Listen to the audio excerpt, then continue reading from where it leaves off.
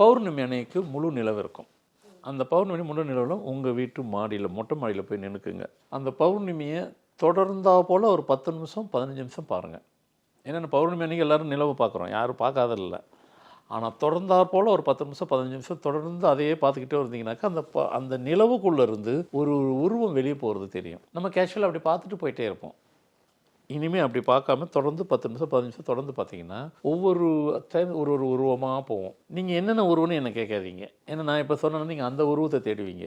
அது எந்த உருவனாலும் இருக்கலாம். அது கண்ணுக்கு தென்படும்.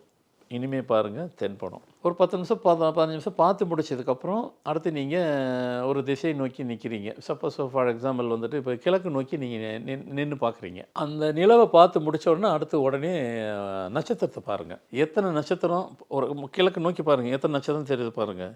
நீங்கள் கவுண்ட்லாம் ஒன்றும் பண்ண முடியாது. நட்சத்திரம் எப்படி கவுண்ட் பண்ணுறது? பார்க்கும் போகும்போது எத்தனை சும்மா பார்த்தாக்கா ஒரு 5 10 50 என்னமோ இருக்கும். அப்படியே இருக்கட்டும். அப்படியே மேற்கு நோக்கி திரும்பி பாருங்கள். சடனாக அங்கே எவ்வளோ இருக்குன்னு பாருங்கள்.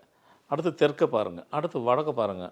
4 திசை பார்க்கும்போது கடைசியாக நீங்கள் பார்க்கப்பட்டது எந்த திசையில் அதிகமாக நட்சத்திரம் உங்கள் கண்ணுக்கு தென்பட்டுச்சோ அந்த திசை தான் உங்கள் வாழ்க்கையை உயர்த்தி சென்று கொள்ளக்கூடிய திசை.